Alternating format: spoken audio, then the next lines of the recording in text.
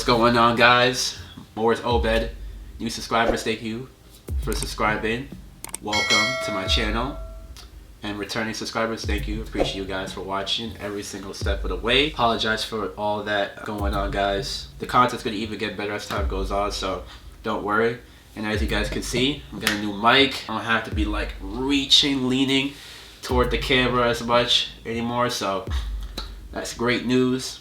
And I got a couple announcements, things that were brought to my attention. So number one, we have an email for this channel now. So I used to have my personal email on that, but now I just have way too many emails. So I just didn't want to bombard myself with, a lot of work just going through emails, seeing if people email me. So going forward, that personal email that's in the About tab on the channel, you guys can email me if you have like questions or things you want me to talk about on the channel or future collaborations.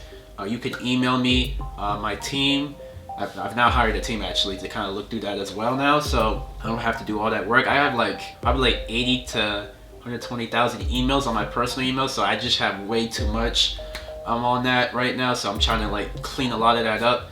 So going forward, please guys, if you have anything or future collaborations, if they end up watching this video or something like that, please I'll refer you to my email that's in the About tab, so me and my team will go through those as time goes on. So that's the first announcement. And the second announcement is there was something brought to my attention about the YouTube algorithm. So apparently what's happening is that sometimes the videos are not going through, or people are not seeing it. People are seeing it probably 2-3 weeks later or months later even possibly. So guys, you have to click on the bell notification when you subscribe, so you get post notifications. That's the only way you're gonna get notified, or unless you want to follow me on my social media or my Instagram page, you can check it out in the About tab as well.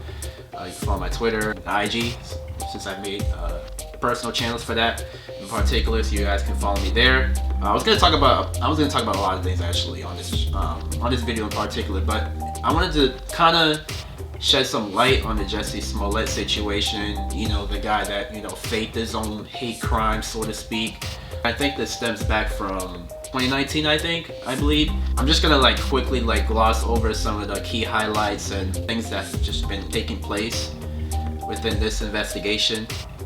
And for those who don't know who Jussie Smollett is, he's one of the actors on Empire who got booted off the show.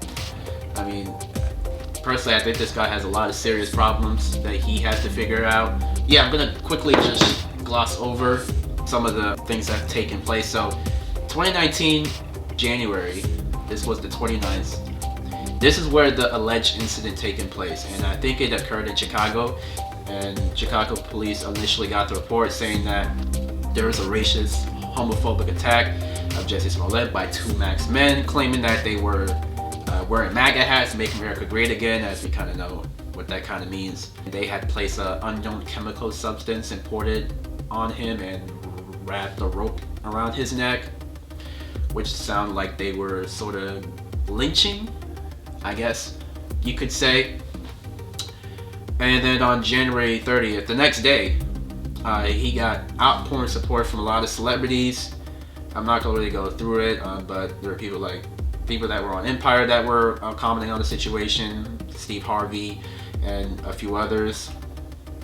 And then the following day, Jussie Smollett refuses to hand over his phone so authorities can investigate text messages, people he's been in communication with in terms of what took place before and after the attack. The police did say a day later after that they still say he's a victim, but we don't treat him like a criminal. So they say they said that they were not gonna demand the phone, so to speak. So they're gonna press him or pour out a warrant saying we need your electronic devices. And then the next month after that comes out, he said that he's okay, nothing's really happened to him, and he's been working closely with authorities on the situation, and everything's gonna be fine. That what he alluded to. And Chicago police had released the images of the people that were involved, and they wanted to speak with those individuals, and that's according to Chicago police. Something weird happened that next day, February 2nd of 2019. He said, I'm the gay Tupac. I don't know what that means, but at a concert that was planned for a long time, Jussie Smollett made some comments about the incident. He said, I'm not fully healed yet. He said, but I'm going to. He says he's reading a piece of paper just because there has been a lot of stuff about me that's absolutely not true. And he says, above all, I have fought back. I'm the gay Tupac. He finishes without explaining what that sort of means. So he just said a bunch of weird stuff. February 11th, about roughly a week later, there were phone records that were taken and submitted to police. He gave a PDF file of his phone records after they had originally, asked to see his phone, and he refused. So he gave up some phone records, and some of those records were sort of redacted for privacy reasons. And some of them were sort of questioning because there are a lot of blanks that need to be filled. So some of those records were not adequately accurate according to police. But they didn't say there was any wrongdoing at the time of the investigation. So a couple days later, the February 14th, people that were involved within the crime, or people of interest, I would say, were apprehended by authorities and have been taken into question. I'm not going to really play the ABC interview. May play it at the end of this video, but if I don't, guys, some of the stuff that he's saying is pretty much regurgitated information that I sort of already said. It's pretty much quoted. I'll just read something he said on that interview, February 14th. On that day, he says, on Good Morning America, he said, if he had said the attackers were a Muslim or Mexican or someone black, I feel like the doubters would have supported me a lot more. And on his refusal to handle his phone, he says, I have private pictures, videos, and my numbers, my emails, my private songs, my private voice memos.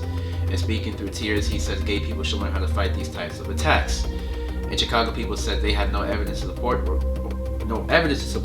the reports that this was sort of staged. And then February 17th, we found out that the trajectory of the investigation was turned.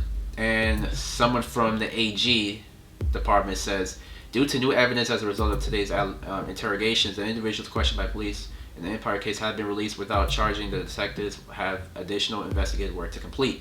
While we are not in position to confirm or deny the validity of what's been unofficially released, there are some developments in this investigation, and detectives have some follow-ups to complete, which includes speaking with the individual who reported the incident. So February 20th, Jussie Smollett is officially charged by authorities.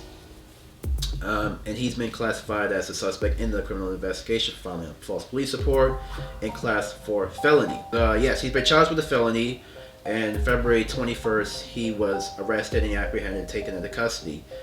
And recently, there was a trial. I'm going to get to that just in a few, where he raised his fist saying, I'm innocent, screaming in court, trying to prove that if he's taken into custody or taken into that prison cell that he's going to be going into for a year and some change, he thinks that something's going to happen to him. Sort of like, let's say, Epstein. Like, he's thinking that, hey, he's going to be killed or he's going to kill himself. I don't know what he was alluding to when he said that. But going back from 2019, Jussie Smollett was, after that, when he was taken into custody, he was suspended from Empire. And then a lot of things were in question after all that took place. On March 14th of 2019, Jussie Smollett pleaded not guilty to the charges. He was charged with 16 counts of disorderly conduct, which pleaded not guilty to the charges. So a week later, sort of, he was cleared of all charges, which I'm sort of confused. I mean, why? I don't know why he was cleared of all charges, knowing that he lied about a hate crime.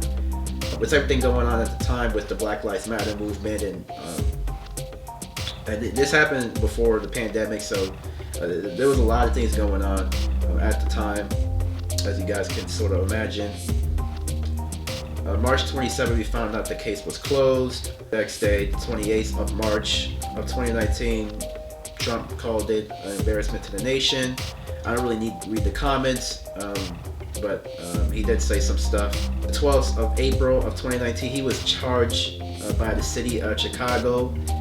He had to pay $130,000, but he's been sued for actually way more than that. I don't know the exact amount, but if you guys know, let me know in the comment section. Very lengthy stuff. I'm not gonna try to go through all this. I just want to kind of go back to, I wanted to fast forward to 2020, actually, 2021, where he was not found guilty again.